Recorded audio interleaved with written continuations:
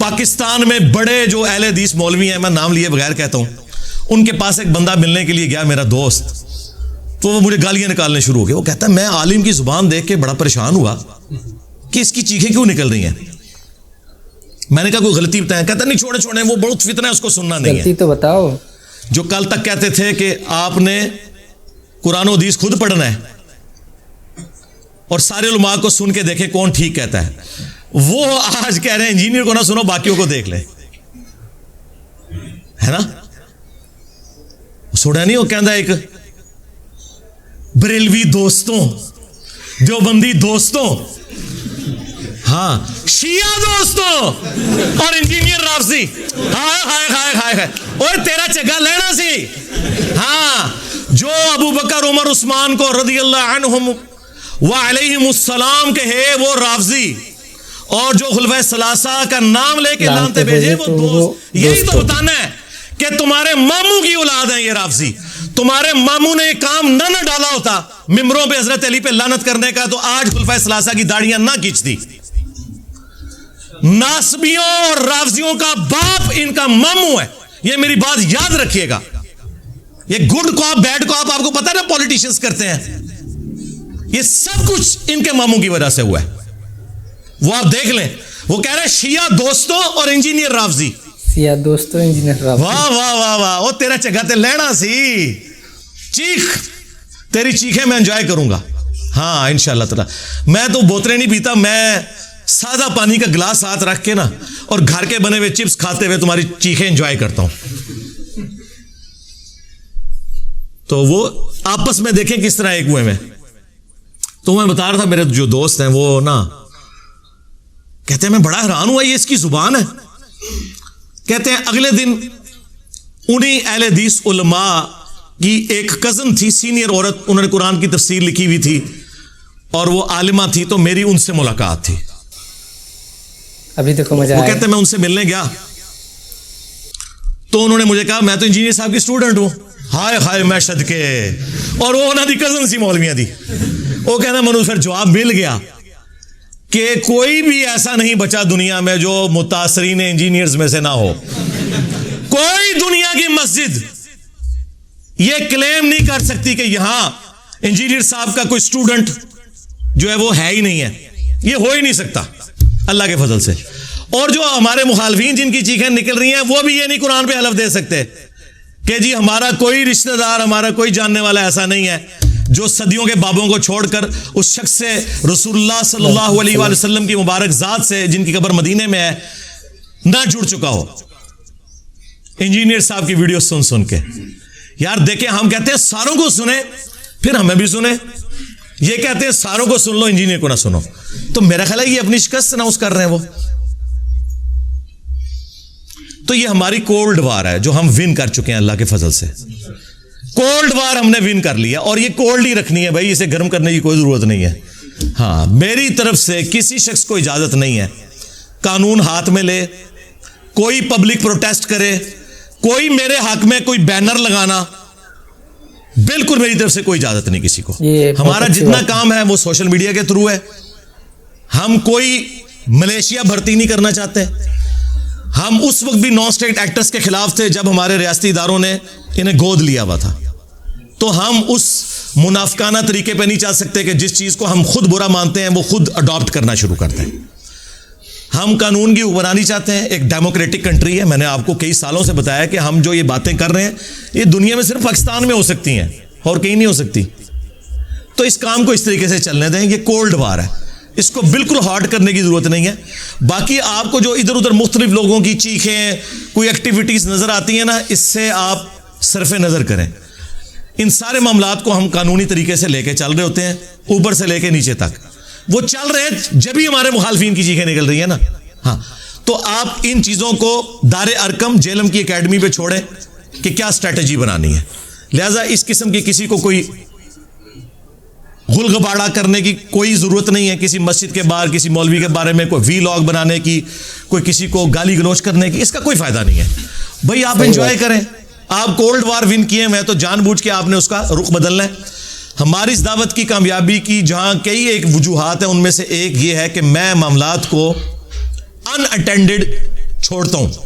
कभी भी मैं पब्लिक के अंदर उसको उस तरीके से नहीं लेके आता जो मेरी ज़ात से मुतालिक हो या हमारी एकेडमी की सिक्योरिटी से मुतालिक हो। ज़रूरत ही को नहीं, आप चुप करके अपना काम करें। ये पानी के बुलबुले उभरते हैं, ख़त्म हो जाते हैं। अब चूंकि सोशल मीडिया ज़्यादा फैल गया है, इसलिए आपको ज़्यादा ये खबरें मिलती हैं, वरना हमारे साथ ये शुरू से ही हो रहा है, आज से नहीं। आज मेरे भाई 30 अप्रैल 2023 है।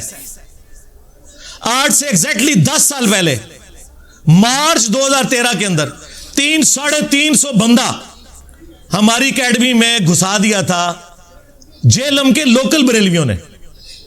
जब हम चंद गिनती के लोग अंदर होते थे, क्या कर लेता कोई ऐसे? कुछ भी नहीं होना। हमारी एक फोन कॉल की मार है। आप देख रहे हैं नीचे कितनी सिक्योरिटी लगी हुई है, दोनों तरफ से रोड्स के ऊपर कितनी पुलिस की गाड़ियां हैं, एलीट फोर्स दर्जनों की तादाद में डेप्यूट की हैं। ये मैंने नहीं बुलवाए हुए। हाँ, यहां पे आगे कोई अगर गलत एक्टिविटी परफॉर्म करता है ना, तो वो मेरे से उसका कोई लेना देना नहीं है, क्योंकि हम तो कोल्ड वार कर रहे हैं। ये इंतजामिया के इश्यूज हैं। अगर एम्बैरेसमेंट होगी वो उनकी होगी, हमारी कोई नहीं। मेरे भाई, नबी सल्लल्लाहु अलैहि वसल्लम पे अगर कोई बंदा गाली गलोच करता है या नबी इस्लाम की मुबारक जिंदगी में आपको पत्थर मारकर लहू लुहान किया गया ताइफ के अंदर, तो ये कोई एम्बैरेसमेंट वाली बात है? मुझे बताएं। नहीं। आज जो बादशाह दुनिया में 2 अरब के करीब लोग, अब जो नया फिगर आया, उनके दिलों पर उस शख्स की है जिसकी कब्र मदीने में, सल्लल्लाहु अलैहि वसल्लम। आज अबू जहल को कोई नहीं जानता भाई, अगर जानता है तो मेरे नबी की निस्बत की वजह से, सल्लल्लाहु अलैहि वसल्लम। ठीक है। मुझे अपने उस्ताद डॉक्टर इसार साहब की बात, जो मैं सिर्फ अपने करीबी दोस्तों को बताता था, अब मैं पब्लिकली भी आपको बताता हूं, वो याद आई। वो अक्सर अपनी वीडियोस में कहा करते थे कि जो शख्स भी रसूलुल्लाह के पैटर्न पे दावत शुरू करेगा, सल्लल्लाहु अलैहि वसल्लम, नबी सल्लल्लाहु अलैहि वसल्लम की खत्म नबूवत की बरकत से उनका पैगाम उनकी उम्मत तक पहुंचाएगा, उस शख्स को उन तमाम हालात व वाक़यात से गुजरना पड़ेगा जिनसे रसूलुल्लाह को गुजरना पड़ा, सल्लल्लाहु अलैहि वसल्लम। अगर उस वक्त अब्दुल्ला इब्ने उबई मुनाफिक था ना, आज भी मुनाफिक रहेंगे, तो हमारी इस दावत में भी अब्दुल्ला इब्ने उबई की तरह के मुनाफिकीन आएंगे। फर्क सिर्फ यह है कि हमें चूंकि वही की ताईद हासिल नहीं, हम किसी को मुनाफिक नहीं कहेंगे, हम मुसलमान ही से कंसिडर करेंगे। मर जाएंगे, जनाजा भी पढ़ेंगे, दुआ भी करेंगे उनके लिए। अगर रसूलुल्लाह के मुकाबले पे अबू जहल था, हमारे मुकाबले पे भी अबू जहल आएंगे। अगर रसूलुल्लाह के साथियों में दलेर लोग थे, हमारे स्टूडेंट्स में भी नबी सल्लल्लाहु अलैहि वसल्लम की खत्म नबूवत के मुजाहिद दलेर मौजूद होंगे। अगर वहां पे कोई कमजोर लोग थे तो यहां पे भी मौजूद होंगे। वो सारे के सारे हालात वाक़यात वो आपको यहां पे नजर आएंगे। मैं तो प्रैक्टिकली वो सारी की सारी दावत जो है ना, वो उम्र सीरीज में जो उन्होंने फिल्माई है, मैं वो एंजॉय कर रहा हूं। मैं पिन पॉइंट भी कर सकता हूं कि हमारी इस दावत में अब्दुल्ला इब्ने उबई कौन है, अबू जहल कौन है, लेकिन पर्सनल होने की जरूरत नहीं। सही बात। एंजॉय करें इन चीजों को और अल्लाह का शुक्र अदा करें कि सदियों से हमारे आबाओ अजदाद को इन लोगों ने जिस गुमराही में रखा, वो तो बेचारे जहां गए या गए, आप लोग बच गए।